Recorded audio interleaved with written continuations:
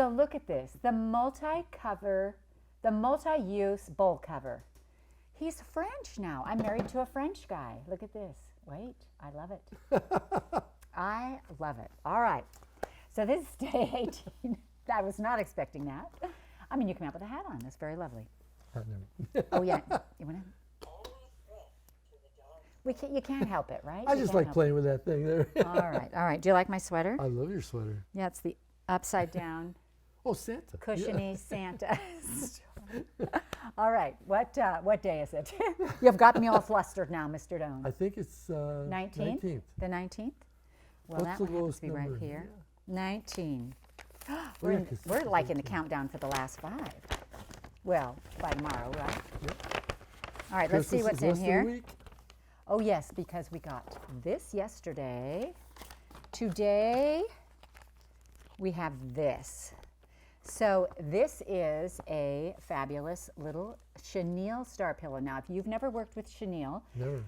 you never have, Never have. not in all your days. Never worked with chenille. It's a fun thing to learn. So I love things that are practical, but also when you gain a new skill, you know, by something that you get, I just think that's really cool. So we have chenille strips in here. We have the directions on how to do it. You have the pattern for it right Now here. that You have the fabric right here. Well, you can model it, darling. You can model that. There you go. There you go. And I have a finished product here to show you. Let me just get my pillow right here, and I'm going to pretend that this is inside it. Oh. And the chenille is really fun because you sew over it and then you brush it up and it gets all, well, anybody who's my age, we know what chenille is. We all had bedspreads out of chenille. Do you guys remember the bedspreads? And so this teaches you how to make the block. You've got the cute little chenille strips with it.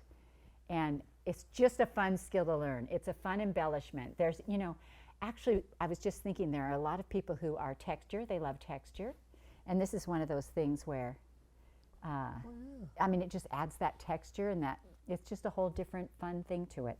So Courtney is going to show them how to make this. And I was going to say she was going to elf it, but that didn't sound so right. So she's going to show them how to make this. So let's put this back in here. So we've got this all packaged up. Would you like to send it to the elf? Sure. All right, so send it elf mail. Here it goes. And Courtney will have a video for you and show you how to make this and how to do it. And you guys are going to love it. So then join us here tomorrow for day 20. Hi everybody, it's Courtney with Missouri Star Quilt Company. Today we're going to combine the cute little charm pack you received yesterday with the chenille that you got in today's package plus the pattern, and I'm going to show you how to use chenille. You can do a lot more with it than what you think. Okay, so you're going to go ahead and you're going to piece your top following the pattern instructions, and then you're going to layer it with a piece of backing fabric and batting and go ahead and quilt it first. Okay, so I just used a little stitch on the machine.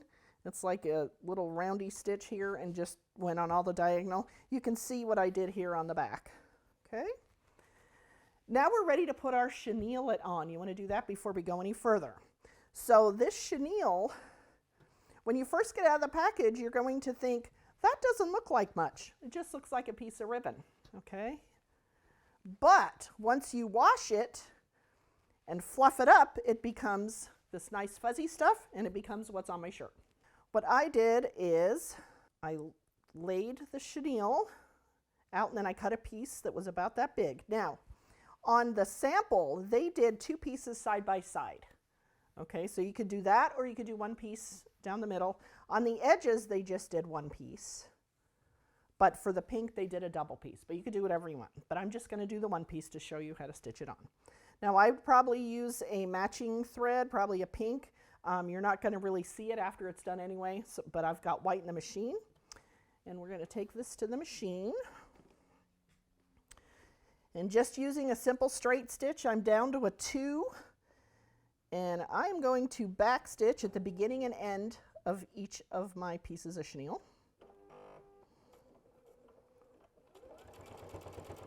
And you're going to go right down the middle. Notice I don't have this pinned in place. I'm just winging it. It's that forgiving.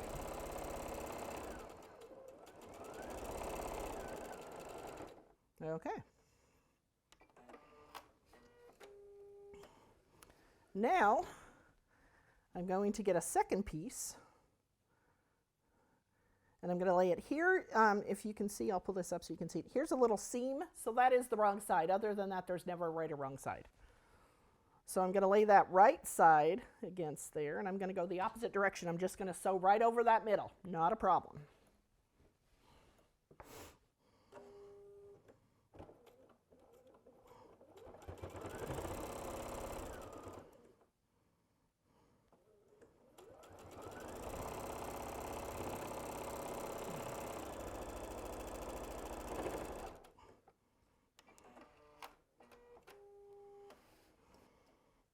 I will tell you that the one thing that you do not want to do is when you are sewing your chenille, you don't want to pull on it. It is cut on the bias, so it's easy to stretch it as you sew it.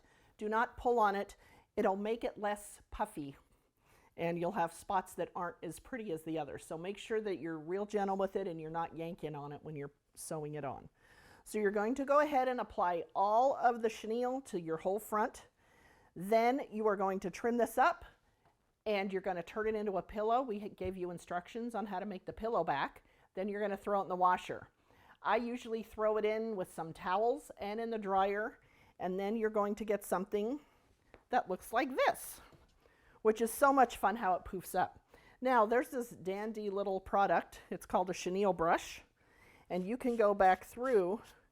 Look how it raises up that nap on there, because sometimes it gets a little flat. And see how it poofs that up real nice. Okay, here, we'll check out this corner too. Look how flat and gnarly that looks. But we're going to take the chenille brush to it. And look how pretty it came with that little brush.